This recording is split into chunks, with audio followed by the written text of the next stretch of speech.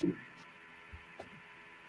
tal a todos, a mis compañeros de Hola, panel? hola, hola. Hola, Y bueno, ¿cómo quienes andan? estén Hola, Hola Ezequiel, tanto tiempo. ¿Cómo va? Bien, muy bien. ¿Cómo andan? Bien, todo bien. ¿Me oyen bien? Sí, Un gusto, Sí. Oscar, que hablamos por teléfono, no te conocía personalmente. Un gusto, Mauro.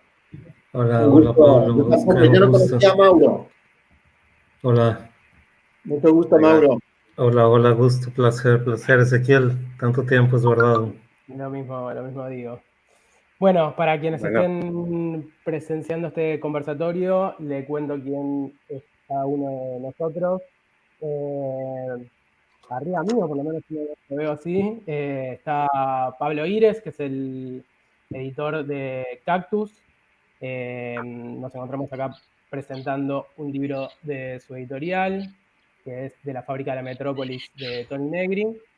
Mi nombre es Ezequiel, yo soy editor de Caja Negra, ambas editoriales de Buenos Aires y editoriales socias, amigas, compañeras de hace mucho tiempo. muchos años. Sí, y al otro costado de la pantalla se encuentran Mauro Reis y Oscar Cabezas, a quien hemos invitado a esta presentación para que conversen y nos den su punto de vista sobre estos dos libros, el que les comentaba de Cactus, de Tony Negri, y una Mira, yo lo tengo antología. acá. Ahí está, muy bien. Y les voy a mostrar entonces el de Muy Caja bien. Negra, para no ser menos, que es Neoperaísmo, que es una antología que hemos hecho o que ha hecho Mauro Reis con nuestro apoyo editorial. Con Mauro ya habíamos hecho una experiencia de compilación también en Caja Negra, que es una antología sobre aceleracionismo, que es un trabajo bastante similar al que hicimos con este otro libro. Y bueno, que este libro de Neoperaísmo reúne a varios autores y autoras de la tradición operaísta, y que en este libro Mauro propuso la operación de llamar neoperaísmo, supongo que ya les contará por qué. Y en esa operación implicó, por un lado, publicar a autores y autoras históricos de la tradición del operaísmo italiano, pero también ponerlos en relación, y eso era algo que nos interesaba mucho, con autores y colectivos que estén trabajando contemporáneamente, e incluso los textos de estos autores así como más históricos, originarios del operaísmo. También Mauro seleccionó textos contemporáneos escritos todos en este siglo que transitamos. No sé si, Pablo, vos querés hacer algún comentario. Vamos a tener que hacer una presentación breve Sí. porque no hay mucho tiempo y queremos escucharlos a ellos, sobre todo. Sí, sí, claro, brevemente, nomás por ahí agregar que, bueno, que es una ocasión muy, muy linda poder presentar estos dos libros juntos también, porque de algún modo el trabajo conjunto con Caja Negra de años también a veces tiene estos momentos de conexión fuerte entre los libros, y bueno, me parece que no casualmente nosotros estamos sacando un libro del viejo Tony Negri, y Caja Negra se estira un poco más hacia la actualidad, hacia discípulos, seguidores, gente que trabaja con tesis, que están ahí en resonancia con las históricas tesis de Tony y su trabajo y su investigación militante. Entonces, bueno, como ellos son un poquito más jóvenes que nosotros, siguen la saga del No en el operaísmo documento. al No en el neoperaísmo. documento. Unos añitos. No, nuestra relación con Tony Negri es una relación que de siempre, desde el inicio de la editorial Cactus. Tony está presente, no en el catálogo, recién en el catálogo se hizo presente con estos últimos escritos, compilaciones de escritos de los últimos años, felizmente, porque hace mucho tiempo nosotros queríamos publicar libro de Tony Negri, y apareció esta trilogía que se inició con Marx y Foucault, que ahora sigue con De la fábrica de la Metrópolis, y que terminará en abril del año que viene con el libro sobre Spinoza, escritos sobre Spinoza ayer y hoy. Y bueno, nada, a nosotros esto desde ya con Tony, más allá de todo el interés que tiene en sus tesis y el modo en que él tiene de arrastrar sus viejas tesis a la actualidad, para nosotros sacar libros de Toni Negri es como un acto de justicia. O sea, yo me acordaba hace un rato cuando publicamos a Giordano Bruno y que justamente nos habían, cuando lo comentábamos, nos habían surgido estas palabras, son como pequeños actos de justicia editoriales y bueno, si encima son insumo para usos, para lecturas como las que hizo, bueno, en este caso de nuestro libro de Toni, tan generosamente Oscar Ariel Cabezas, bueno, que es un amigo, tenemos en realidad un amigo común muy grande, Diego Stulberg, y a través de Diego llegamos a él, le alcanzamos el libro y bueno, y él lo leyó, creo, enseguida, se lo leyó y ya, bueno, compartirá con todo el público su lectura y sus impresiones. Me parece que estaría bueno ya comenzar. Sí, no sé para quienes no los conozca, Mauro y Oscar, hago una breve presentación de ambos. Mauro Reis nació en México, en la Ciudad de México, es investigador, editor literario y traductor, tiene maestría en arte y literatura comparada por las universidades de Lisboa, Perpignan y Sheffield, cursó el doctorado en las universidades de Bérgamo, Tubinga y Nueva Delhi, y escribe una tesis sobre el capital, las abstracciones reales y la representación. Como traductor se especializa en filosofía y pensamiento contemporáneos, y bueno, ha editado estos libros que les comenté con Caja Negra, y es autor de Lecciones Inhumanas de próxima aparición. Y Oscar Ariel Cabezas, nacido en El Salvador, Chile, es doctor en filosofía por Duke University y profesor de filosofía de la cultura en la Universidad Metropolitana de Santiago de Chile. En los últimos años ha publicado varios volúmenes sobre la relación entre filosofía, política y cultura. Y en la actualidad se encuentra trabajando en un proyecto que estudia las relaciones entre filosofía, indigenismo, antropología y cine. Bueno, sin más, les damos las palabras a ustedes. En principio habíamos pensado, no sé, igual que la consigna es bastante libre, así que pueden empezar esta conversación como quieran, pero a nosotros se nos ocurría que algo interesante o necesario en realidad era también que hacer alguna mención a esta tradición del operaísmo y al lugar de Negri en esta tradición y un poco la actualidad que podemos, que hace que hoy estemos con Caja Negra y con Cactus publicando estos libros, digamos, qué potencia le ven a estos autores para intervenir en el presente. Bueno, en realidad lo hablo desde mi experiencia personal, porque eso es lo que aquí importa en la producción de este libro. Fue que, como muchos de mi generación, como todos nosotros, fuimos impactados, a pesar de que ya se conocía, pero fuimos impactados por el enorme éxito de Toni Negri alrededor en la vuelta de siglo, sobre todo con la publicación del libro de Imperio, que fue una bomba, digamos, a nivel editorial, y que se compaginó muy bien con la serie de movimientos que surgieron durante esa época y posteriormente, ¿no? Entonces, para mí, que ya sonaba, ya conocía la trayectoria de Negri, de algún modo, eso formó un parteaguas en mi experiencia con la corriente operaísta, ¿no? Y fue a partir de ese éxito que lo que entonces ya se llamaba postoperaísmo se conoció en diferentes partes del mundo, ¿no? Y surgió esta diseminación del pensamiento a través de esa figura, la figura de Negri, de este libro, y después con el Commonwealth y con el otro libro que publicó de esa trilogía. Entonces, sin embargo, después de las derrotas, o digamos, después del apagamiento de estas experiencias colectivas como el Occupy, como las plazas, toma las plazas los indignados en España, hubo como también un apagamiento en general, en el público en general, y ciertas decepciones respecto a las enormes expectativas que se formaron alrededor de estos colectivos. Y el destino de esos libros, del libro de Imperio y de Commonwealth, más o menos fueron paralelos. Entonces, había como una especie de sordina alrededor de todo esto, ¿no? Sin embargo, yo por por alguna fortuna llegué a estudiar a Bergamo, en Italia, el doctorado, y fue ahí que entré en contacto con uno de los profesores de ahí, Stefano Lucarelli, y fue el que me introdujo en un círculo que yo conocía y en una serie de colectivos que se habían formado después de la publicación de Imperio y después de las luchas que estoy mencionando. Y fue que pude atestiguar la vida, que todas las ideas que se habían ido arrastrando desde los inicios de los 60 en Italia, que es lo que se conoce como operaísmo, hasta el auge de la figura de Negri en el 2000 y después el tiempo posterior a estas luchas, seguían vivos, ¿no? Y seguían vivos en una corriente que pocos años después, por ahí del 2015, se denominó neoperaísmo.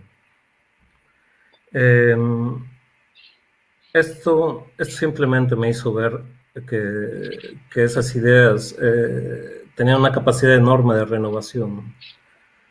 Y bueno, fue ahí que surgió la inquietud de mostrar la vitalidad, la pertinencia de esas ideas para los tiempos que corren, y mostrar que el posoperaísmo, que había estado siendo tan cuestionado después del apagamiento de estos movimientos, continuaba vivo. Yo no sé si antes de entrar en más detalles respecto a la corriente operaísta, Oscar quiere decir alguna cosa respecto a la figura de Toni Negri. ¿Se escucha? Sí, perfecto. Quisiera agradecer la invitación. La verdad es que me sospeché desde un principio que Diego Stulgar estaba detrás de esta. Entonces, me gustaría agradecer también a la editorial Cactus, a Caja Negra, porque es un privilegio estar acá y sobre todo estar con el autor y compilador que es Mauro, de la colección de extraordinarios artículos que yo lamentablemente no he leído y que puedo leer y luego organizamos otra. Y entonces establecemos ahí varios puntos de encuentro que por supuesto los hay entre este libro. Me parece un libro maravilloso, un libro extraordinario, ya desde el título, ¿no? De la fábrica a la metrópolis, es un libro con un acierto, diría yo, que permite inmediatamente situar quizás a esto que está explicando Mauro como el post-operarismo dentro de lo que Michel Foucault llama la ontología del presente. Negri nunca ha dejado, quizás esa es su característica fundamental, de pensar el presente, de pensar la teoría en relación a la actualidad del presente. Y este libro es un libro propio de esa fidelidad, diría yo, de esa fidelidad a pensar problemas contemporáneos, problemas que están relacionados con nuestro presente. Yo diría que leí los dos, el primer ensayo que ya mencionó Pablo, de esta trilogía. Este es el segundo ensayo, y me atrevería a decir que este segundo tiene la particularidad de que está pensando una mutación. Me da la impresión que esa sería la palabra que le gustaría emplear a Negri, ¿no? Una metamorfosis de las ciudades. Está al mismo tiempo polemizando con libros muy importantes como son las tesis sobre la ciudad industrial en Max Weber, en el mismo Simmel, pero también está dialogando con tesis muy importantes desarrolladas por David Harvey en Ciudades Rebeldes. Entonces, que el tema sea el tema de la ciudad me parece de suma importancia y de un acierto total por parte de Cactus de publicar justo en una coyuntura latinoamericana en donde lo que está en crisis es precisamente la metrópolis, ¿no? Para Negri la metrópolis es aquello que está afectado por los conceptos que ha usado en libros mencionados por Mauro, como la diferencia entre el obrero masa y el obrero social, ¿no? Entonces yo creo que hay una discusión que abre el libro, y esa discusión tiene que ver sobre todo hoy día con el lugar de las metrópolis, con el lugar que ocupa lo que Negri viene desarrollando en su trabajo junto con Michael Hart como el concepto de multitud vinculado a las revueltas. Yo tengo la impresión de que esa sería una buena entrada para hablar de este libro, que tengo toda la impresión de que es un libro muy importante para ser leído en el contexto de las revueltas actuales, contemporáneas en América Latina. Algo que acaba de mencionar Oscar, y bueno, esto en realidad está marcado en el libro, en el título del libro, esta recopilación de ensayos de Negri, se llama De la fábrica a la metrópoli. En realidad hace referencia a una de las teorías más viejas y persistentes y fructíferas de la corriente operaísta. Y es que, y ahí voy ya un poco a hacer un poco de historia rápida. El operaísmo se llama operaísmo, operaio es el término italiano de obrero.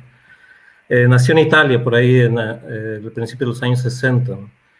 Y proviene de un fenómeno económico social, que es la industrialización fuerte, el programa de industrialización fuerte del norte de Italia. Entonces, a partir de que esa industrialización estuvo absorbiendo una migración enorme de todo el sur empobrecido de Italia hacia el norte, se generaron muchas formas de resistencia, antagonismo, nuevos modos de trabajo, nuevas comunidades dentro de toda esa masa nueva industrial. Fue en ese momento, en el principio de los 60, cuando nace el operaísmo, que comienza a desarrollarse esta terminología y estos nuevos conceptos que pervivieron a todo lo largo del desarrollo del pensamiento. Entre ellos el obrero masa. El obrero masa se refería al obrero no especializado que venía del sur, esos jóvenes que eran reclutados o que emigraban buscando trabajo en el norte, que quitaba centralidad al obrero especializado, digamos, que en su relación con la máquina. De ahí menciono esto porque después, y esto es importantísimo, en el cambio de paradigma del Fordismo al posfordismo, que es una de las grandes, explicaciones que da el operaísmo para la nueva situación del sistema capitalista, ¿no? En ese cambio de régimen del Fordismo al posfordismo, digo, se dan cuenta y comienza a teorizar que el lugar privilegiado de acumulación y de explotación capitalista no es la fábrica, ya no es solamente la fábrica, sino que el proceso se extiende a toda la metrópoli. Entonces, el paso de los métodos de explotación y extracción de valor del trabajador ya no es solo ese espacio cerrado donde la gente iba a trabajar y era expropiada y explotada, ¿no? Sino debido al cambio de sistema, ya es toda la ciudad el lugar privilegiado de explotación y valorización.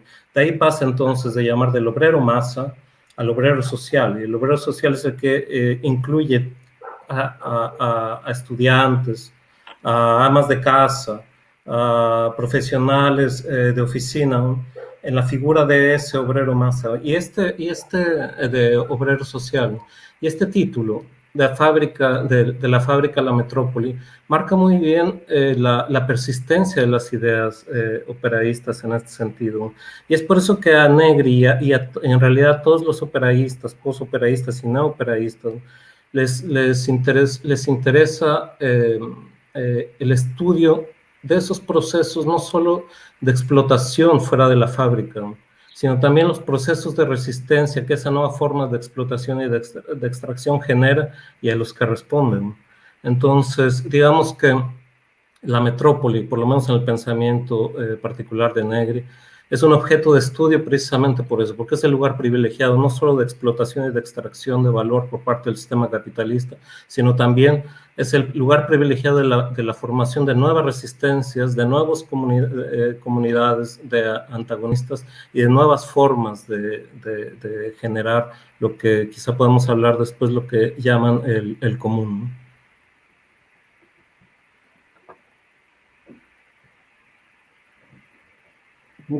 Bueno, me parece bien que sea esta intervención de Mauro una posibilidad de quizás explicitar un poco mi inclinación. Mi inclinación siempre son a pensar a estos autores, en el caso del libro que estamos comentando, de los dos libros en realidad, son libros, yo diría, extremadamente importantes para lo que yo llamaría un pensamiento vivo de lo latinoamericano. Me parece que el pensamiento vivo es interesante pensarlo así porque es precisamente en Negri donde se pueden encontrar distinciones como la diferencia entre el trabajo vivo y el trabajo muerto, ¿no? Entonces, respecto de esa diferencia, tengo la impresión de que el libro de la fábrica, La Metrópolis, es un libro que vuelve a revisitar temas elaborados por Negri y Jara. Uno de esos temas está relacionado con un diagnóstico que es hasta el día de hoy muy importante para pensar las posibilidades de la política y sobre todo para pensar el porvenir de las revueltas en América Latina. Las revueltas tendrían precisamente eso, un porvenir, en la medida en que el pensamiento sea capaz de elaborar buenos diagnósticos, y en Negri hay un diagnóstico muy preciso que también se puede encontrar en otros autores, y ese diagnóstico es el que está relacionado con la crisis de la modernidad industrial. Hay una crisis del obrero masa, una crisis del proyecto industrial, una crisis también de un concepto que proviene de una estela hegeliana, que es el concepto de desarrollo, y está en crisis debido a que hoy día lo que pareciera que necesitan, lo que podríamos llamar junto con otros autores la crisis civilizatoria, son proyectos de industrialización verde, proyectos que puedan de alguna manera escapar a las políticas neoextractivas, ¿no? Y ese diagnóstico tengo la impresión de que está en textos de Negri, de Michael Hari, que son en este libro de la fábrica La Metrópolis revisitados.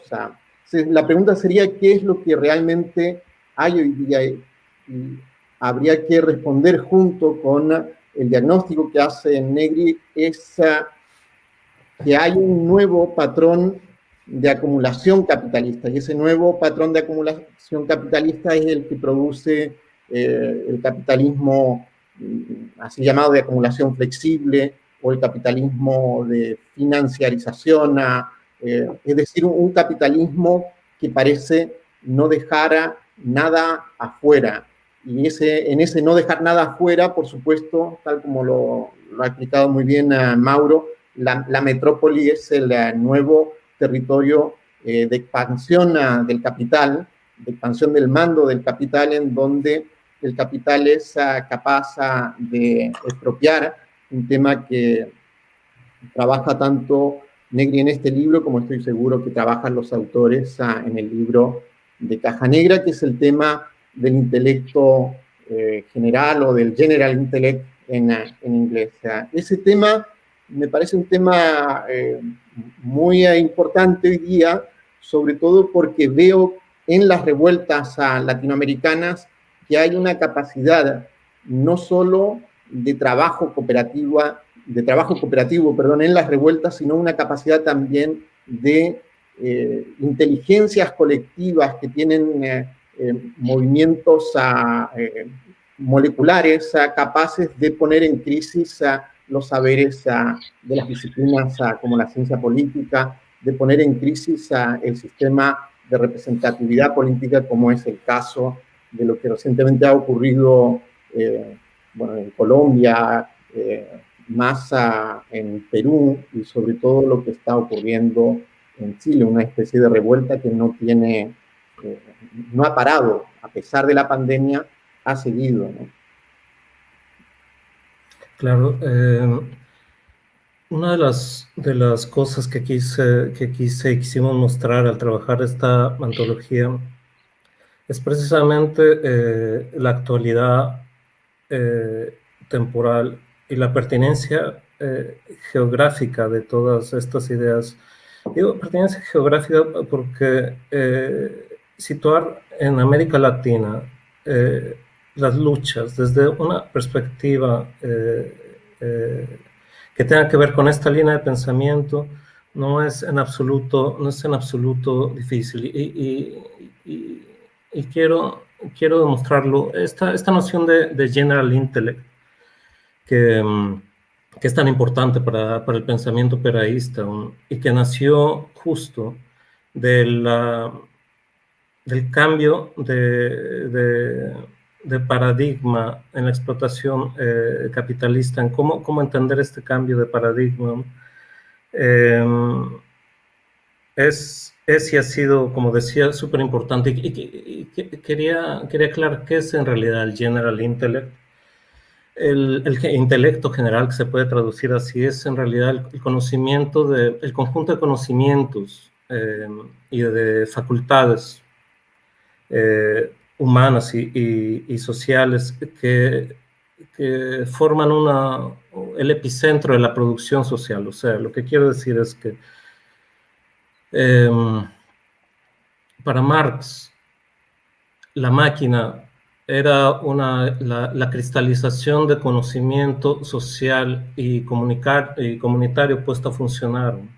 Sin embargo, lo que hacen los operaístas es retomar esa concepción del general intellect y decir que, bueno, el general intellect no solo está cristalizado en la máquina, que es conocimiento puesto, como digo, a funcionar, sino que el general intellect en realidad es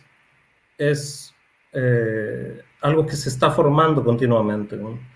Todo eso que nuestras relaciones lingüísticas, nuestras relaciones afectivas, nuestras capacidades de abstracción, nuestras capacidades de memoria, va generando inevitablemente conforme vivimos, ¿no? Ahora, el enorme problema de esta nueva forma de explotación y extracción capitalistas es que ese conocimiento y esas facultades están siendo ahora explotadas y extraídas de manera permanente. Entonces, eso tiene que ver con la noción central en el libro de Negri y en el libro la antología que estamos publicando, y es el hecho de que el tiempo del trabajo y el tiempo de vida antes estaban claramente separados. Como todos sabemos, uno iba a trabajar en la fábrica donde sea, salía y, digamos, vivía. Sin embargo, ahora la extracción de valor es continua, no solo en el lugar de trabajo, sino también fuera. Como todos sabemos, a pesar de que nunca es tan evidente, ahora no solo somos explotados, sino también estamos siendo extraídos, ¿no? Se extrae valor de nosotros, de lo que antes no era extraído, de lo que parecía que estaba aparte del proceso de valorización capitalista. Y lo que estaba aparte, lo que parecía intocable, que son las relaciones afectivas, ¿no? Por ejemplo, que son la comunicación lingüística, ¿no? Ahora genera valor, ¿no? Y genera valor a través de los dispositivos como el smartphone, como el iPhone, como las plataformas sociales, donde sabemos que si nosotros usamos para relacionarnos con el otro, estamos generando valor para alguna empresa, para alguna entidad, ¿no? Entonces, el general intellect que es tan importante está siendo expropiado de esta manera, ¿no? Eso por un lado. Y por el otro lado, y esto quizá nos lleve a tocar un tema importantísimo también para los autores que yo propongo en la antología y para Toni Negri, que es la concepción de lo que se llama el común. El General Intellect forma parte de eso que se llama el común. Y lo que es el común es lo que el ser humano genera al momento de relacionarse con el otro. Es decir, existe y existía antes de esta nueva idea la división entre lo público y lo privado. Digamos que en lo privado no tenemos problema en pensarlo, la propiedad privada, pero también existía lo público y todo aquello, y es todo aquello que, si bien no es privado, tampoco es de todos nosotros. Hablo de los bienes comunes, de los recursos naturales, de los sistemas de salud, del agua, en fin, de todo ello. Todo eso había sido encasillado en lo que llamamos público y que es el Estado el que se tenía la idea que gestionaba. Sin embargo, existe esta nueva categoría que es la del común, que nos ha permitido pensar, ¿no?, en que esa división de lo público y lo privado es insuficiente para poder generar espacios de lucha y resistencia. Entonces, el común, que es la riqueza que nosotros, el General Intellect, o sea, la riqueza de relaciones, la riqueza de conocimientos, ¿no? Y también son todas aquellas habilidades, experiencias, todos aquellos intangibles que en el hecho de vivir vamos generando como comunidad, ¿no? Entonces, en América Latina, como en cualquier parte del mundo, una de las exigencias y de las luchas fundamentales que se están llevando a cabo es la de reapropiarse de eso común que nos está siendo extraído o que está poniendo al servicio de la acumulación capitalista sin nuestro conocimiento o sin nuestro consentimiento. Me gustaría intervenir para plantear una pregunta que me surge un poco de estas cosas que están diciendo. Y es que me pregunto un poco si a la luz, para forzar un poco también esta dinámica, esta voluntad de actualización que tiene la teoría operaísta y tratar de ponerla en práctica para, como proponía Oscar, digamos, a nuestro contexto y a nuestra coyuntura. Me pregunto si quizás de este pasaje que se plantea en el libro de Negri, y bueno, y también en la antología que nosotros publicamos, de la fábrica a la metrópolis, si quizás hoy no tendríamos que estar pensando en otro tipo de relación espacial, digamos, o de figura espacial. Sobre todo lo pienso porque, bueno, Mauro en sus dos intervenciones hizo hincapié en varias oportunidades en que en esta dualidad, digamos, estas dos formas de la valorización capitalista hoy, que son, digamos, la explotación, pero también el extractivismo, ¿no?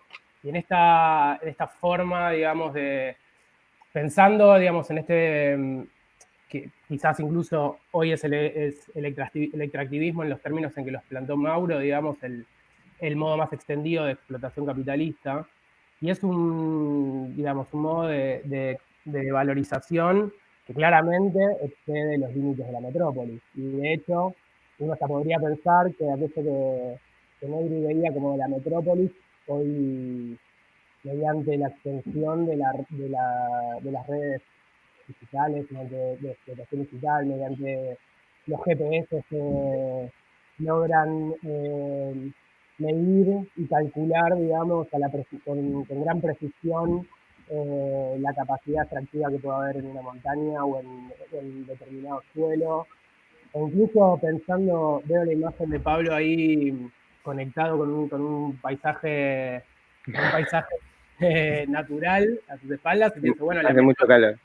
Participando de este debate tan metropolitano desde ese bosque, entonces me pregunto si esta, digamos, expansión de la metrópolis y esta expansión de la explotación no sería una ocasión para que pensemos en quizás otra figura más propia, no sabría cuál era, digamos, ¿no? Pero digamos que por ahí esta figura de la metrópolis que tan claramente le sirvió a Negri y al posoperaísmo para pensar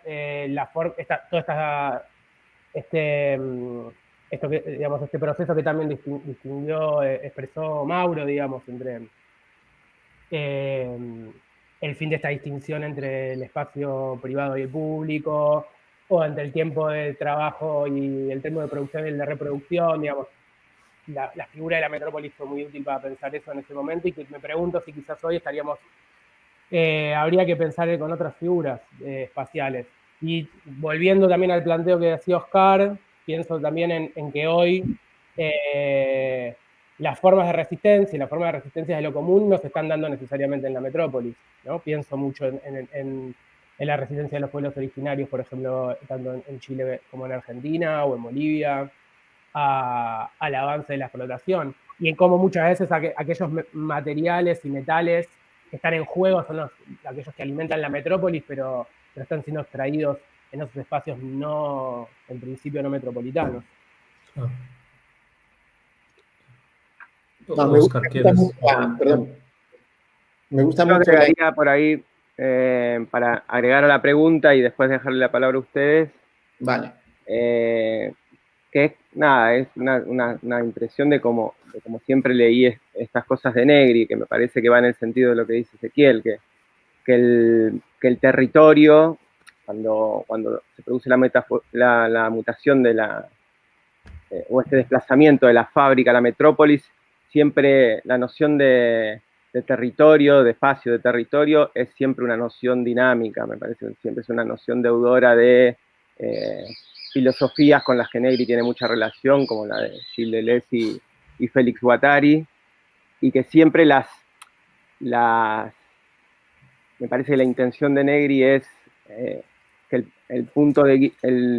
situar el punto de vista del antagonismo que es inherente a la relación de producción, al modo de producción. Me parece que siempre es multiespacial. Personalmente nunca leí, cuando leo Metrópolis, nunca estoy pensando nada más que en la ciudad, pero bueno, reconozco sí que lo que dice Ezequiel es cierto, es siempre una impronta del operaísmo, encontrar territorios privilegiados. Y tal vez es algo que también tenemos que pensar, repensar, ¿no? Si es necesario siempre encontrar el territorio privilegiado y en realidad qué utilidad nos trae pensarlo de este modo o dejar de pensarlo de este modo. Oscar, si me permites rápido, una de las cosas, uno de las taras, digamos, de los problemas, de las exigencias del operaísmo a lo largo de su historia, hasta antes de lo que yo llamo neoperaísmo, era utilizar esto que en el marxismo se llama análisis tendencial. O sea, que la realidad se aprende o se piensa a través de la identificación de una tendencia mayor que el resto. Y entonces eso fue una de las limitaciones del pensamiento, de esta corriente de pensamiento durante mucho tiempo. Y el hecho de señalar a la metrópoli como lugar privilegiado de extracción o de resistencia o de análisis, es lo mismo que haber señalado la fábrica como lugar privilegiado, es lo mismo que señalar al precariado o al obrero como figura privilegiada de análisis. Digamos que lo que intentaban era invertir tiempo y teoría en esa tendencia para a partir de ahí analizar el resto. Sin embargo, ha dejado de ser así, y eso es fundamental porque han comenzado a escuchar y a absorber voces de todas partes, de fuera de la ciudad, de experiencias no metropolitanas, ¿no?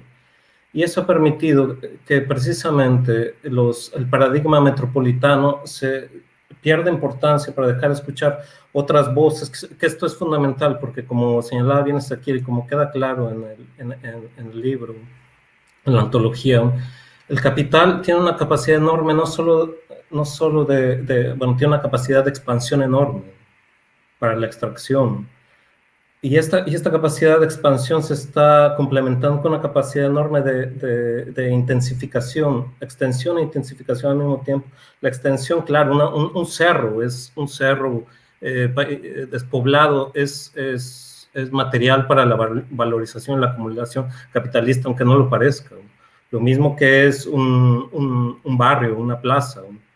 Entonces, quería decir eso, efectivamente el capital, la forma de trabajo del capital de acumulación exigió que se dejara este paradigma metropolitano para identificar todas aquellas formas en que el capital, aún sin ser evidente, está generando y produciendo valor. Perdón, Oscar.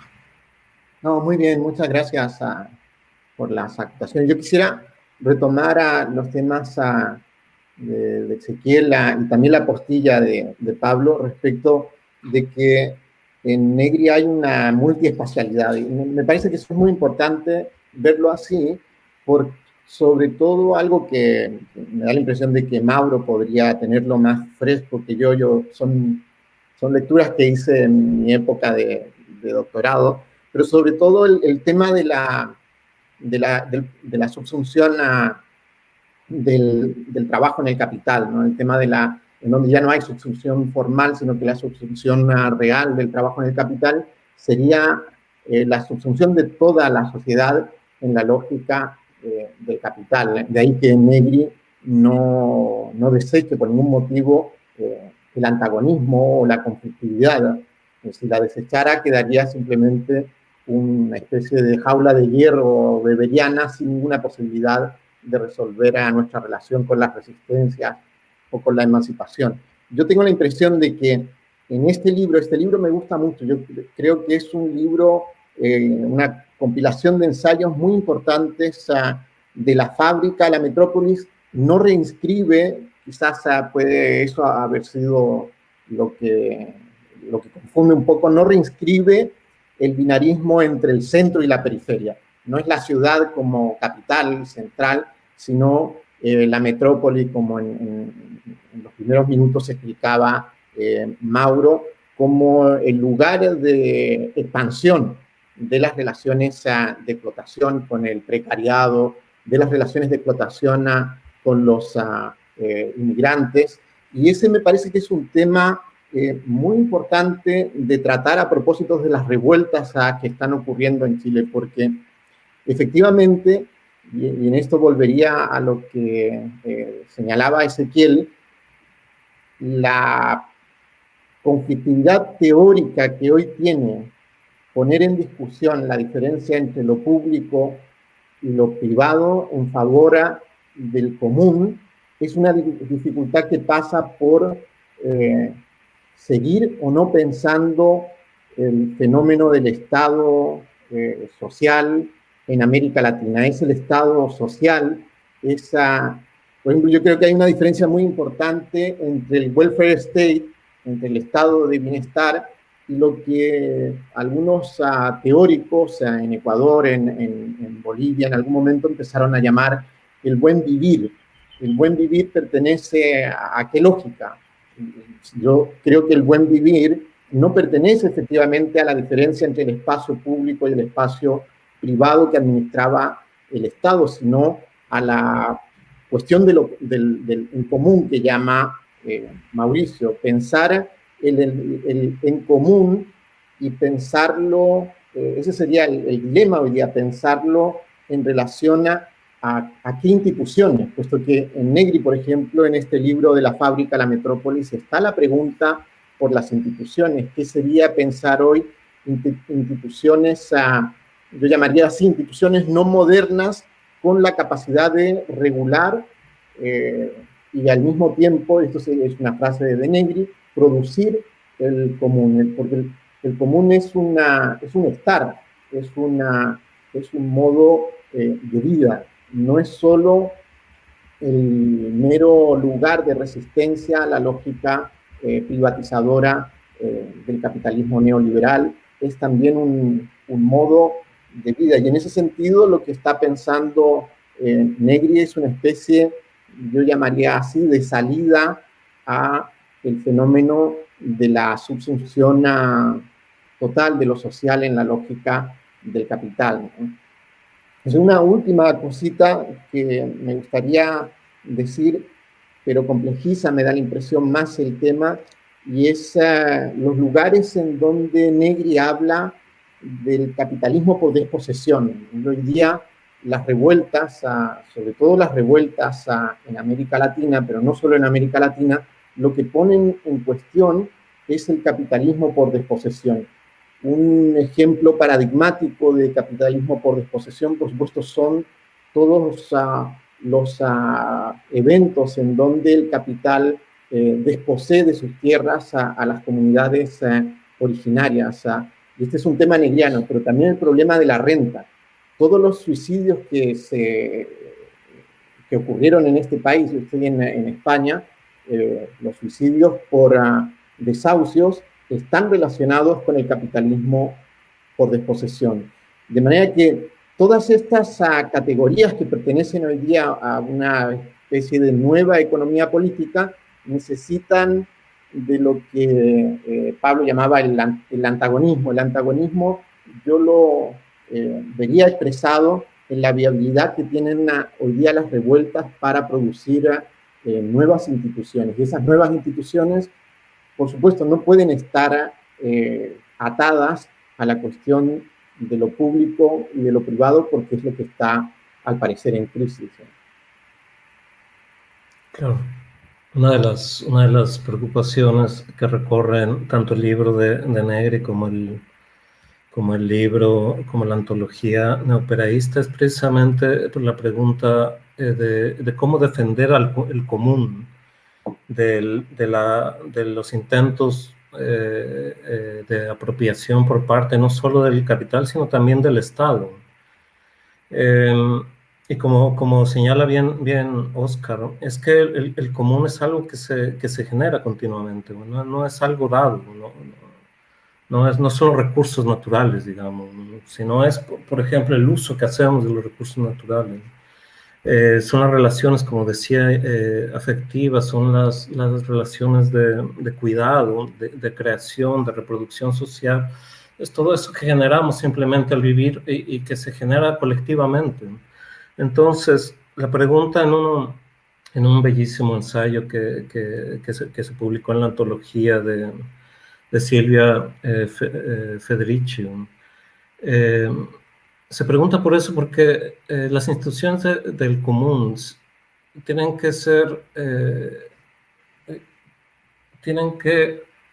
escapar precisamente a esa división, como ya señalaba Oscar, de lo público y de lo privado, pero de una manera que permita que seamos nosotros los que producimos el común, los que gestionamos el común.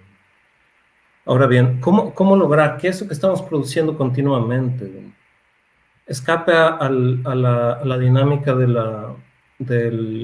valor de cambio y se mantenga en el valor de uso, que valga por lo que es? Es una de las grandes preguntas del libro, pero una de las respuestas que da en varios de los ensayos que publicamos en la antología es que, por ejemplo, podría formarse, y se han hecho ya intentos de generar una moneda del común. O sea, basada en modelos como el Bitcoin o de estas monedas electrónicas. Se podría pensar en una, Bifo Berardi también lo trabaja en uno de los ensayos que publicamos. Se podría pensar en la creación de una especie de dinero que sirva tanto para independizar al individuo de su necesidad de vender al trabajo, como que sirva también para crear un instrumento que sea de valorización, pero no de especulación ni de acumulación. Entonces, ese tipo de tentativas, como la creación de esta moneda, de esta common coin, como la llaman, marcan esa enorme preocupación por la creación de instituciones y estructuras y acciones y actividades que mantengan ese común al margen, digamos, del proceso de valorización y explotación. Y a esto quiero hacer una referencia que lo hago en la introducción, pero quiero retomarlo aquí como un ejemplo que ha sido un ejemplo paradigmático y resiliente en América Latina de gestión del común. Y es la experiencia zapatista en México, el neozapatismo en Chiapas, que ha sido un ejemplo vigorosísimo de formación autonómica, de resistencia autonómica, de autorregulación y autogeneración y de autopreservación del común. Y hablo de una empresa, la tentativa zapatista, ¿no? Que está viva desde, digamos, desde el 94 y que ha servido de ejemplo para muchas comunidades que se han estado formando a lo largo de América Latina. Y lo que han conseguido es este espacio de autonomía, este espacio de autogestión, que cuestiona no solo el mando del Estado y el mando capitalista, sino que gestiona las propias estructuras de subjetivación de las propias comunidades que los forman. Con esto quiero decir que las estructuras de género, las estructuras jerárquicas, las estructuras de mando de estas comunidades están siendo cuestionadas por ellos mismos para generar nuevas formas de asociación, de comunidad, para proteger ese común que ellos mismos generan y que ellos mismos, digamos, gestionan. Y señalo este ejemplo porque para mí y para muchos muestra la capacidad y la posibilidad real que existe de generar estas instituciones comunitarias que producen el común y que lo gestionan al mismo tiempo.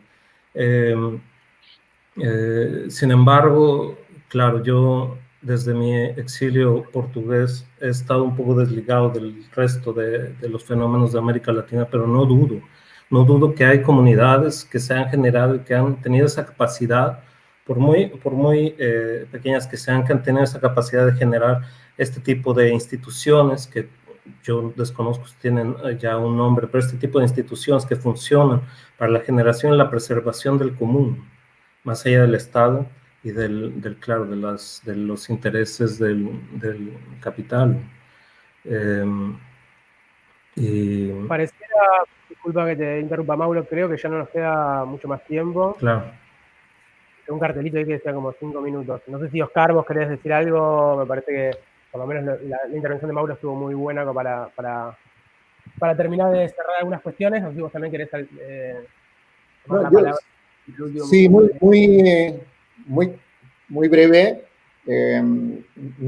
Recomendar, por supuesto, el libro de la fábrica a la metrópolis, porque tengo la impresión, no lo digo para que se venda, espero que se venda, por supuesto, que se trata de un libro muy importante, una colección de ensayos muy importante de Antonio Negri, en donde aparece un tema que va a dar que hablar muchísimo, y es el tema de la metrópoli, ¿no? La crisis de la fábrica industrial, el tema de la metrópolis, y algo que me interesó mucho en el libro de la fábrica a la metrópolis, que espero que los amigos de Chile puedan comprarlo, es el tema de las revueltas, cómo define ahí la revuelta a partir de su potencialidad, de la potencialidad que tiene la revuelta para redefinir mapas, etc.